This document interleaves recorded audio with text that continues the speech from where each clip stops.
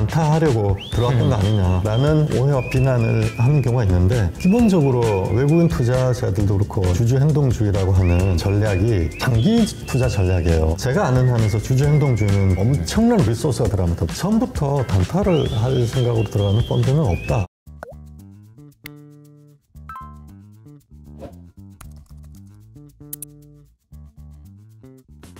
대답하시기 좀 어려울 수 있지만 이게 세론이 나올까요? 아니면 그래도 다시 또 갈까요? 와 대단하다 대단한 박수를 칠까요? 아니면 알고 있었잖아 이렇게 될까요? 올 1월, 2월까지 외국인 순매수가 거의 맞아요. 10조 정도 됐거든요. 그러니까요. 연초부터 2월 중순까지 10조 정도가 된 게 2003년도에 그때 IT 버블이 꺼지고 이제 턴어라운드 할 때 글로벌 증시가 턴어라운드 할 때 이후로 처음 있는 일입니다. 20년 만에 있는 일이에요.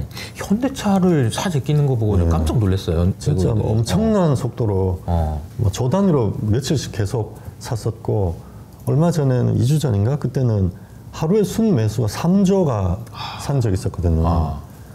그러한 매수 강도로 봤을 때 특히 외국인 투자자들이 지금 수급의 주체인데 기관도 따라가지만 외국인들이 들어오면서 이렇게 대형주가 랠리가 됐는데 외국인들이 생각하는 기대 수준은 그래도 어느 정도는 일본이 했던 정책들을 상당히 벤치마크를 할 것이라고 기대하고 있죠. 근데 만약에 다음 주 나오는 우리 정부의 프로그램이 거기 외국인의 기대 수준을 살짝 못 미친다. 그러면은 상당한 세론으로 충격이 나올 것이고 네. 이런 정도면은 괜찮다. 뭐 첫 시작이니까요. 이제 첫 술에 배부리래. 첫 술에 배부를 리가 없으니까 외국인 투자자들도 아무 생각 없이 한국 정부가 처음부터 일본 정부 사실은 한 20년 가까이 이런 프로그램을 해왔었고 아베 정부 세 가지 화살이라는 재정개혁, 연금개혁을 했던 그 시기가 2012년이거든요. 11년 됐단 말이에요. 12년 되는 그 오랜 세월 동안 천천히 진행을 해왔었기 때문에 외국인 투자들도 이번 첫 작품이 바로 그런 일본의 10년간의 그 시간을 한 방에 앞당길 거라고 생각하지는 않을 것 같아요. 그래서 어느 정도의 기대 수준을 맞추는 정도의 정책이 나온다면 강한 세론이 나오지 않을 것 같고 오히려 이제 좀 조정을 받았다가 다시 랠리하는 그런 흐름이 나올 가능성도 상당히 있다. 그래서 결국은 정부가 어느 정도의 의지를 보여주느냐. 기시다 총리가 2022년 5월인가 그때 뉴욕 증권거래소에 가서 발표를 했는데 자본시장 개혁의 의지는 확고하다. 맘 놓고 일본 증시에 투자해라 라고 총리가 가서 외국인 투자들에게 설득하고 캠페인을 했었거든요. 그런 것처럼 한국 정부의 의지를 이번에 우리는 돌아가지 않는다. 외국인 투자자들의 기대에 살짝 못 미치는 그런 뭐 처음이니까 그런 정도의 정책이라 할지라도 최소한 우리 정부는 돌아가지 않는다. 여기서 후퇴하지 않는다. 여기는 우린 진심이고 여기서 앞으로 나갈 것이다. 우리는 라는 어떤 의지와 열정을 보여주신다면은 워낙 싸기 때문에 한국 증시가 너무 싸기 때문에 외국인 수급은 앞으로도 꾸준히 개선되지 않을까 그렇게 생각이 됩니다. 그래서 저도 다음 주 나오는 프로그램에 굉장히 관심이 많고 정말 정부가 의지를 갖고 좋은 프로그램을 내주기를 바라보고 있습니다. 네, 아직 또 결정이 안 됐겠죠? 야 이거 넣어라, 이건 빼자, 뭐 이런 식으로 지금 이제 회의가 진행되고 있을 것 같아요. 지금도 뭐 사실은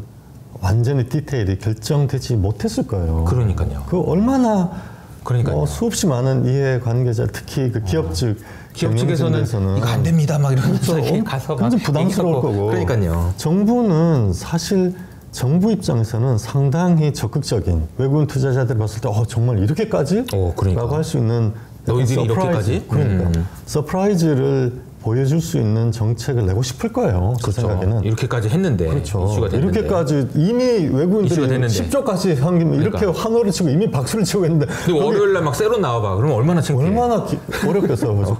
괴로운데 거기다 그 고춧가루 뿌리고 찬물 끼얹는 그런 건 안 하고 싶을 겁니다. 그런데 기업 경영을 하는 또 기업인들, 지배주주 입장에서는 너무 급진적으로 나갈 때 자기들이 또 겪어야 되는 그런 혼란들도 뭐 있지 않겠어요? 맞아요. 그래서 그 사이에 어느 정도에서 균형을 잡을 텐데 아직도 아마 디테일이 완전히 정리되지는 못했을 것으로 생각이 듭니다. 이 영상을 만약에 결정하시기 전에 보시는 정부 당국자가 계시다면 잘 생각해 보셔야 됩니다. 너무 월요일날 창피하실 수가 있어요. 그러니까요. 정신을 진짜 고민을 많이 하셔야 돼요. 진짜 이건 정말 심각하게 생각하셔야 됩니다. 지금 이미 그러니까요. 외국인들이 10조 샀고 앞으로도 계속 사려고 하고 있는데 네. 최소한 외국인 투자자들을 실망시키는 정도의 프로그램이 나오면 안 됩니다. 그러니까. 진짜 큰일 난다. 그래, 뭐 이 정도면은 뭐 천천히 좀 더 계산할 그렇죠. 수 있으니까 뭐 네. 내 기다려줄게 정도는 돼야지 그렇죠. 최소한. 기다려줄 수 있을 것 같다. 이런 정도의 프로그램과 의지는 보여주셔야 된다. 근데 에이씨 이러면은 이제 안 되는 거죠. 속은 내가 이런 또 속았나? 뭐 이런 느낌. 그런 게 절대 안 된다. 안 됩니다. 이건 보시는 분들이 있다면 꼭 이거는 아주 강하게 이야기를 해주셔야 될 것 같고요. 자, 이제 외국인 투자자 이야기가 나왔으니까 조금 더 주제를 좀 바꿔보면 외국인 투자자가 많이 샀어요. 근데 이제 과거에도 삼성물산 때도 그렇고 이거 기업 사냥꾼 아니야? 이러다 또 먹튀 아니야? 뭐 이런 이야기들도 여전히 있는 것도 사실이거든요. 이 부분은 좀 어떻게 봐야 될까요? 기본적으로 외국인 투자자들도 그렇고 주주 행동주의라고 하는 그 전략이 헤지 펀드들의 전략 네. 중에 하나인데 기본적으로 장기 투자 전략이에요. 왜냐하면 그 기업에 주주 제한을 한다든지 주주 활동을 해서 그 기업의 거버넌스를 개선시키고 그렇게 해서 주주가 리레이팅 되면서 주가가 오르게 하려면은 주총 한 번 해가지고 되지 않습니다. 한 번 하고 맞아요. 첫 번째는 뭐 실패하기도 하고 경영진이 받아들여지지 않기도 하고 사실 주주행동주의 하는 펀드들이 뭐 삼성물산에 이번에 그 세 가지 영국에 있는 세 펀드가 공동 사는데 그거 다 합쳐봐야 1% 안 되거든요. 주주행동주의가 사는 지분율이 많아봐야 1%고 진짜 많아봐야 뭐 2, 3%밖에 안 되기 때문에 그분들이 지분율을 가지고 지배주주나 경영진을 위협하지는 못해요. 결국은 다른 주주들, 특히 연기금들을 설득할 수 있어야 되는데 처음에 다른 주주들을 설득하고 기업의 경영진을 설득하는 게 한 번에 안 됩니다. 그래서 보통 최소 2번의 정기 주총을 거친다.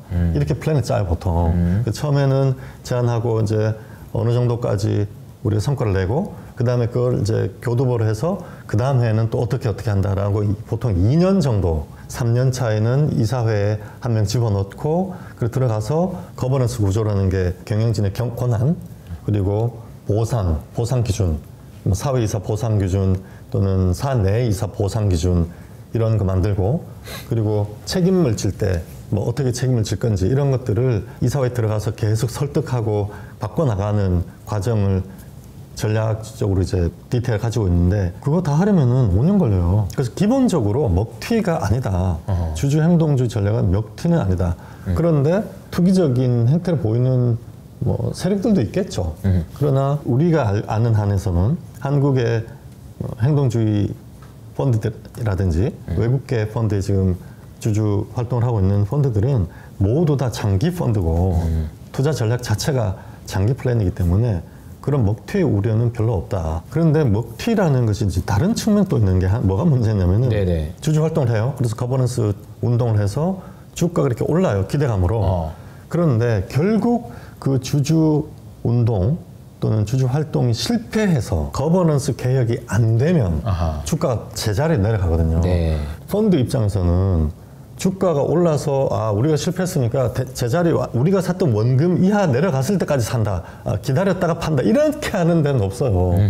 실패를 해도 어느 정도 수준에서 이제 손절하기 전에 어느 정도 이익이 나왔을 때 매도하고 나가려고 할 텐데 그걸 보면서 먹튀라고 비난을 할 수가 있겠죠. 그 부분에서는 주주 행동주의가 참 어려운 전략이다. 다른 주주들도 쉽지 않다. 그래서 그것은 먹튀기 때문이 아니라 애초에 성공하기 매우 어렵고 리소스도 엄청나게 들어가고 그 펀드 투자 수익률이라는 사익뿐만 아니라 기업의 전체 거버넌스 그리고 뭐 국가 경제 이렇게 공익에 또 헌신하는 측면 모두 두 가지가 결합되는 전략이기 때문에 굉장히 성공하기 어렵다. 성공을 하면은 먹튀라는 문제는 생기잖아요. 예를 들어서 10,000원에 샀다가 리레이팅이 돼서 20,000원 올라가면 성공하면 20,000원에서 내려가지 않습니다. 20,000원 이상에서 유지가 되기 때문에 그 펀드가 엑시스를 하고 나더라도 20,000원이 유지가 되거든요. 그런 경우는 목티가 되지 않죠. 목티라고 비난을 받는 경우는 10,000원에 사서 20,000원 갔다가 다시 10,000원에 온 경우. 네, 근데 그 어간에서 팔고 나간 경우. 결국 주가 올려놓고 주가 올리는 그 단타하려고 들어왔던 거 아니냐라는 오해와 비난을 하는 경우가 있는데, 제가 아는 한에서 주주행동주의는 그런 행동주의 펀드는 거의 없고요. 엄청난 리소스가 들어갑니다. 보통 저도 뭐 주주행동 그 자문 변호사 하면서 자문도 하고 있었는데, 주주 제안을 한다거나 주주 대표 소송을 한다거나 주주 레터를 보낸다거나 캠페인을 한다거나 위임장 대결한다거나 할 때마다 로펌 써야 되고 몇 천만 원씩 들어가고 몇 억씩 써야 돼요.